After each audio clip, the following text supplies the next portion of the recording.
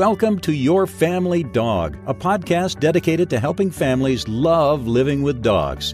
Here are your hosts, Julie Fudge Smith and Colleen Pelar. Hi, and welcome back to Your Family Dog. I'm Julie Fudge Smith, and I'm here as usual with Colleen Pelar. But today we have two special guests. We have Dr. Heather Lane and retired Staff Sargent Jason Manly. They're with us today because they represent the Veteran Companion Animal Services charity. And what that does is it provides companion animals to veterans of the United States Armed Services. Dr. Heather Lane is a veterinarian. She's a very strong supporter of veterans and military families, and she thought of the idea of Veteran Companion Animal Services during her last year of vet school and has worked to make it a reality since then. She strongly supports the concept of One Health and believes that the human-animal bond is an important piece of this.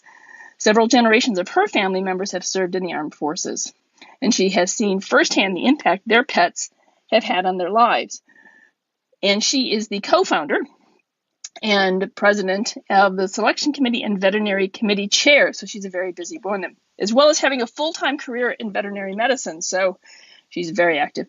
Jason Manly is the vice president. He's a retired Army Staff Sergeant. He's also in charge of veteran recruitment and alumni affairs committee chair. He graduated from Leslon High School in Columbus, Ohio, and he enlisted in the United States Army. He served in Iraq and Afghanistan. He has received 4 Army Achievement Medals, 2 Army Commendation Medals, and the Army Commendation Medal with Valor. So he certainly has served his country with honor. After serving, he came back and found himself in the throes of post-traumatic stress syndrome. He was struggling to find relief. He turned to a shelter dog named Abraham Lincoln. What a great name for a dog. He adopted Abraham and through training developed a bond that enriched both of their lives and provided real relief from his symptoms. So after experiencing the benefits of an emotional support animal firsthand, he then began working at Columbus State Community College and started and met Dr. Heather Lane and is now working with the Veteran Companion Animal Services to help veterans and shelter dogs in the Columbus area and around Ohio. So welcome to both of you. Thank you so much for what you are doing and for joining us here on Your Family Dog. Thank you so much for having us. We're excited to be here. Yeah, I appreciate you having us on and allowing us to share our story. It's an important one for many veterans that come home from war, and we appreciate your attention on the matter. We're happy to be here. So, Colleen, do you have a question for Heather and Jason? Well, I want to start with a question for Jason, and really it's all about Abraham Lincoln because obviously that's where my interest lies.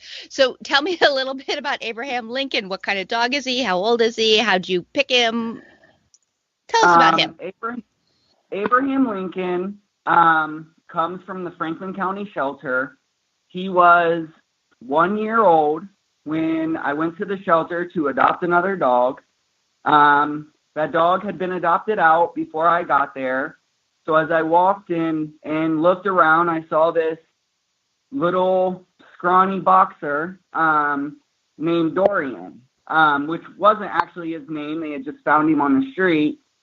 So I asked the volunteer if I could meet Dorian, and that I wanted to train him to be a service dog.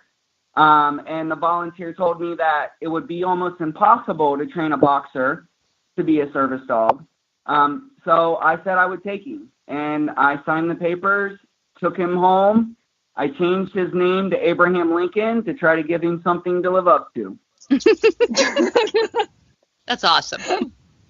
That is awesome. One thing I will say about the Franklin County Humane Society or shelter, the one on Morse Road, is I know that the Ohio State University Veterinary Behavior Department has done a lot of work there and tries very hard to make sure that the animals that come out of that shelter are really adoptable and ready to be adopted. So it's a great shelter here in the Columbus area. So Abraham Lincoln, that is, please tell me that when you call him, you're not out there yelling, Abraham Lincoln, come. Do you say his full name the whole time, or do we have nicknames for Abraham Lincoln? Well, ma'am, he only gets called Abraham Lincoln when he's in trouble. And he's either Abraham Lincoln, or my buddy. Okay. I like that. So, Heather, how did this come to you? You said you thought of the idea during your last year of veterinary school. What was the impetus for this? Yes, so during my last year of veterinary school, I was trying to decide what I was going to do after vet school as far as practice and beyond practice. And through my time just shadowing and working in veterinary atmospheres, it was just so apparent how beneficial dogs were to, everybody, but especially veterans, and even just, being around family members that had served and seeing their relationships with their animals, how strong and powerful that bond can be. And I've also done a few trips internationally and seen this as well. So this bond is worldwide. It's very, very strong, very well built. And I just felt a need to kind of explore it and see what we could do with it. And could we bring such a powerful bond to people that really needed it and people that have done so much for our country. We just want to thank them so much for what they've done so that we can all live the lives that we have. And what we do with our own lives is only because of what they've done in service, and we'd like to now serve them by enriching their lives with a dog. So I have a question about the name of your group. It's Veteran Companion Animal Services. Are you providing companion animals or service animals in your program? That's a great question. We do get that a lot. And we went back and forth, would we like to provide service animals as well? But there are several organizations that provide service dogs for veterans, and they're doing great work. But there are also several veterans that don't need a service dog or don't necessarily want a service dog. When a service dog is working, they have to wear a vest and identification, and not every veteran wants to have a dog that has to wear a vest when it's out and about. Obviously, because they're companion animals and not service animals, there are some limitations. They can't go into a restaurant unless they were to further train their dog as a service dog, and that would be up to them at that point in time. But it is companion animals, but what we're providing is a bond, and that bond is so important, and they don't need to be a service animal to provide that bond for the veteran. Oh, I agree completely. I do too. So, tell me where I know that you have gotten, because I worked with one of your dogs, Bandit, and he came from the Franklin County shelter. Is that correct? If I remember correctly? He came from the Delaware County. Delaware County. That's right. I'm sorry. I knew it was one of the county shelters. So are you dedicated then to always receiving your dogs from shelters? Is that part of the mission? I would like to think that our mission kind of encompasses more than just rescuing dogs from the shelter. Another part of our program that isn't often talked about is we offer 5 weeks of professional training to veterans that already own a dog. So what we've done is we've helped veterans that need a dog by placing a companion animal with them and providing them services. And then what we've done for all the veterans that already own a dog, we also want to help them. So we bring them into our frontline training class, and we give them 5 weeks of personalized instruction so that at the end of that training, they all pass a certain certification called... it's the AKC Canine Good Citizen Test. And yes, this is what we do with our veterans, but those dogs, just to get back to the question real quick, all of our dogs that we place are from shelters. They're not going to be from maybe at some point in time they were from a breeder, but somehow they ended up in a shelter. So it's a dog that is in need of a home that we place. I love that you provide training to people who have a dog already. I think that's really cool because it really is about building the bond and the communication. Absolutely. Exactly. So can you tell us maybe one of your success stories? Well, beyond my success story with Abraham Lincoln, I can speak to the effect that our first dog, Bandit, has had on his new veteran, Damon. When we placed Bandit with Damon, it was around 7:30 at night. We get him to him, so we place Bandit. The next day, I call in to check up, see how the first night went, see how the morning was, just, normal, things to, go over. And he didn't answer. So he calls me back about 30 minutes later, and they had just completed their 5th walk. And for the first time in 2 years, Damon woke up before 8 a.m. and wanted to. So what we know is that veterans struggle when they leave the service finding meaning beyond themselves. Mm-hmm. What we do is when we place a dog in their care, from that day forward, they now have meaning beyond themselves. Mm-hmm. That is how veterans recover. They rarely do it for themselves. They have to have something that they care about more than themselves. So, immediately, the dog has immediate benefits for the veteran that can be a renewable resource of relief without any risk of addiction other than it being addicted to a loving, caring companion. And we're wired for that addiction, so that one's okay. Yeah, Colleen and I totally approve of that addiction. Yeah, that's one that we do not want to do withdrawal. No canine withdrawal here. It's not pretty. Amen. So, well, that's terrific. I'm so pleased that Bandit has worked out well with Damon. How many dogs have you placed? So Bandit is actually the first dog that we have placed. We have been working very hard to make sure that our program has a solid foundation, because the last thing we would want to do is place a dog and not have a support system in place for that veteran and dog team.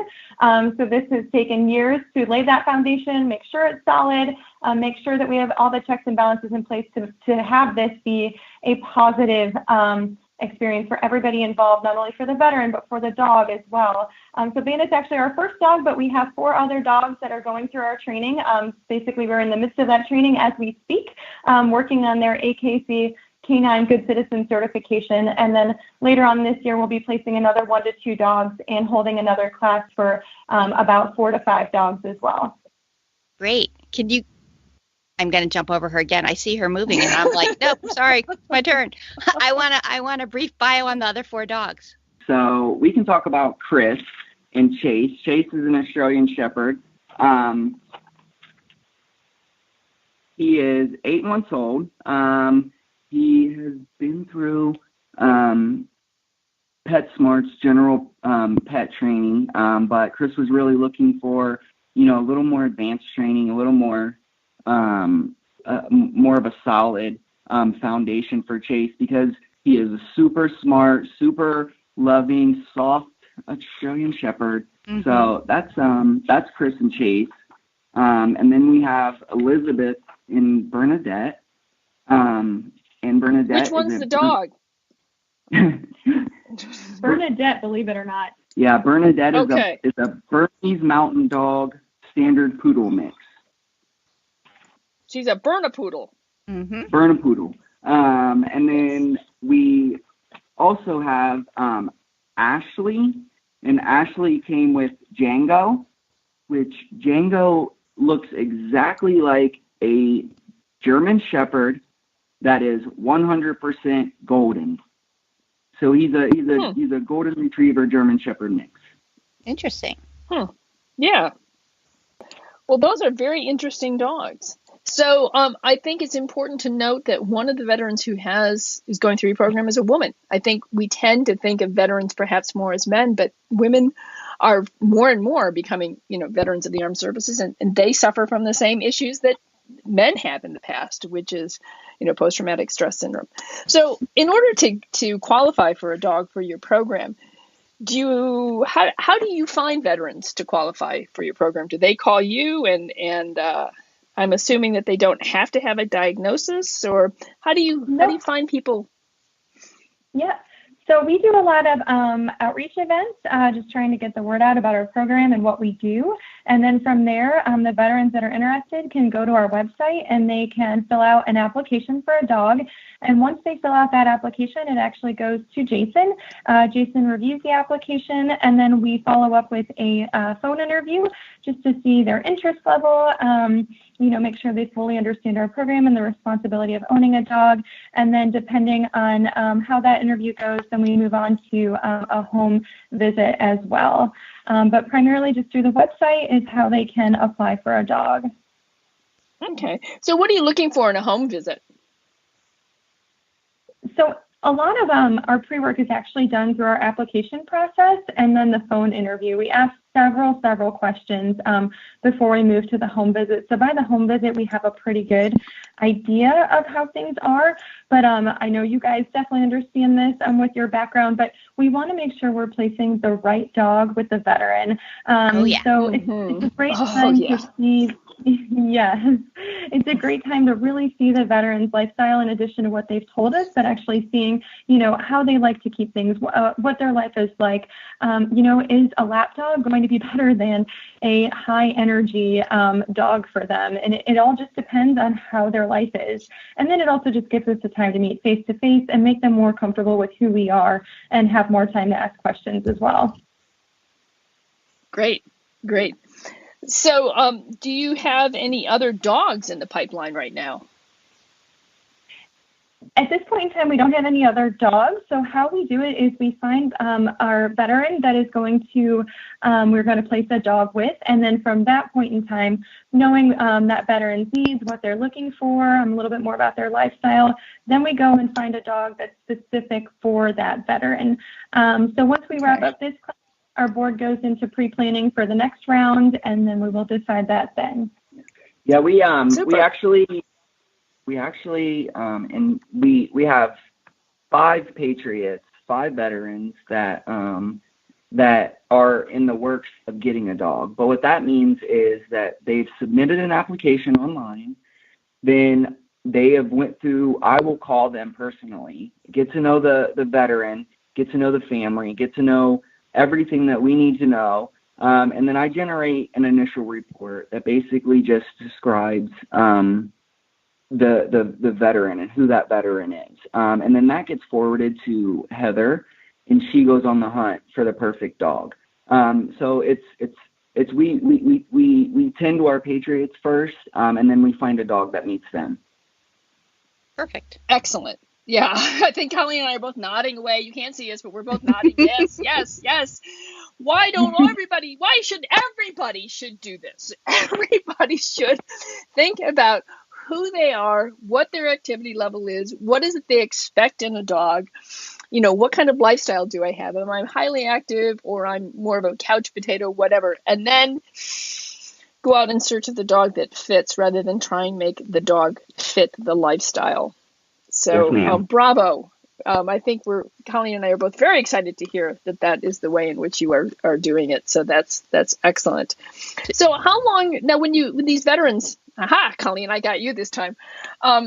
So with the veterans, when they're going through this process, do you give them any kind of a timeline? I mean, they don't call and expect to have a dog immediately. Do they understand that finding the right dog might take a few months? Yes. When I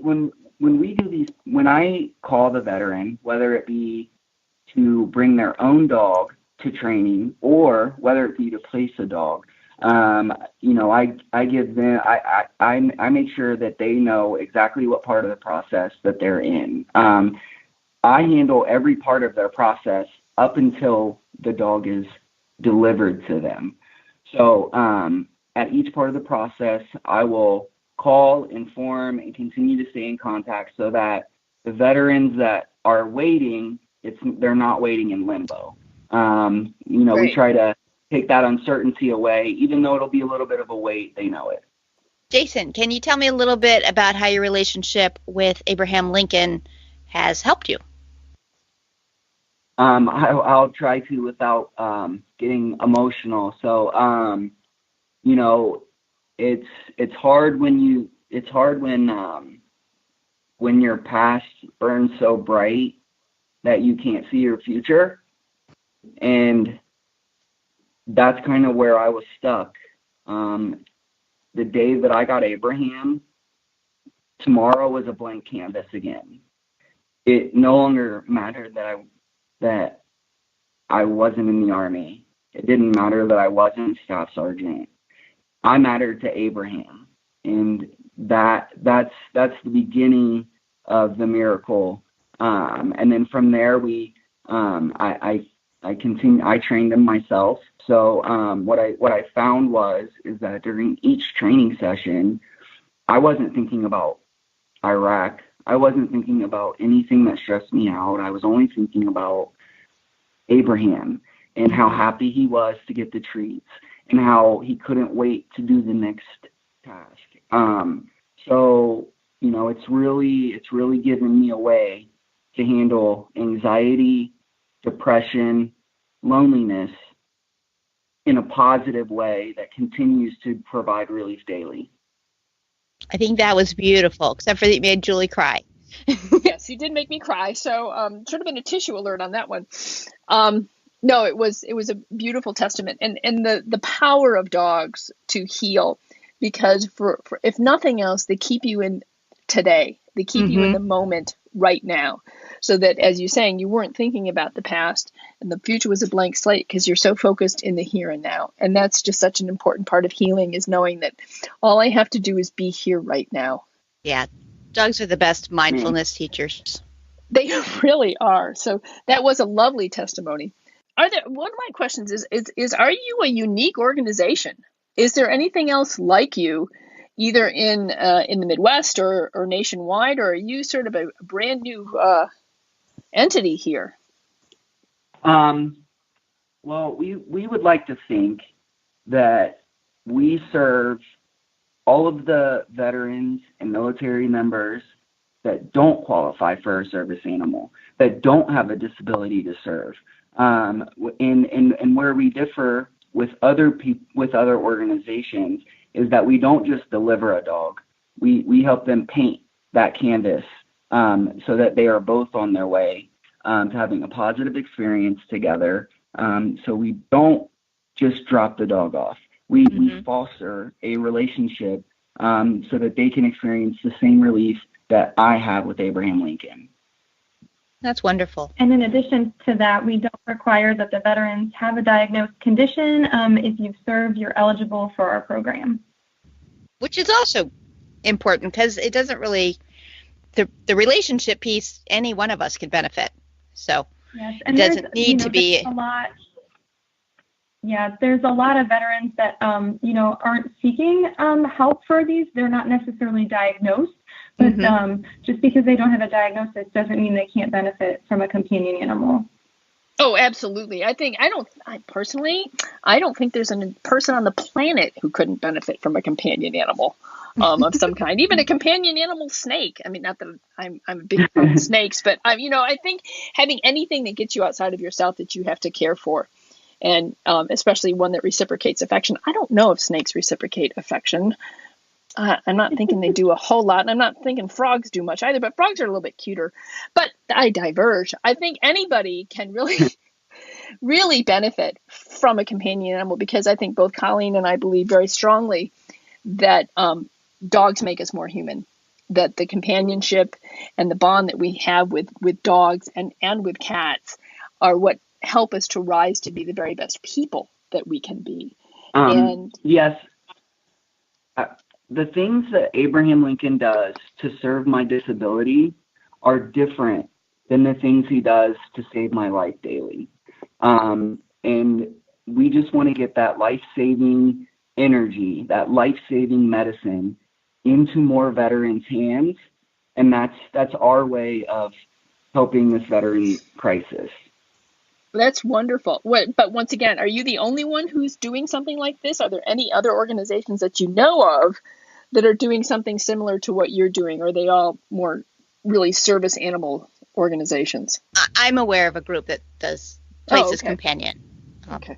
In Virginia. Actually, when I adopted Abraham, I actually sought out any program that would help me train him. But the only people that would help me train him was for money. So that's where I kind of started to get into this, because, veterans that have the dog, unless they get a service dog or pay, that no one really provides training, or I couldn't find any. Mm-hmm. Mm-hmm. Well, I think what you're doing is just really super. If someone needed or would like to contact you, what would be the best way for them to do that? Would it be through your website? You can go to www.vcascharity.org. You can find a variety of information on our website, and if you need to contact us further, our email and phone number is on there as well. And Wonderful. If you want to donate, I noticed that when I was on the website, there is a place where you can donate to help this organization with their mission, which is truly a wonderful mission for both animals and for veterans. So there is a place to donate as well. So is there anything that we have not covered that you would like to get out there for people to know about Veteran Companion Animal Services? I think we did a good job kind of explaining what we do and why. I think just maybe solidify that our mission is to enrich the lives of our military families, veterans, and dogs through the human-animal bond, and that's really what everything has been built around for VCAS. Okay. And how long have you been an organization? We have been a 501c3 now, I believe, for 2 years, but several years up to that point, just developing and then finalizing what our plans were going to be.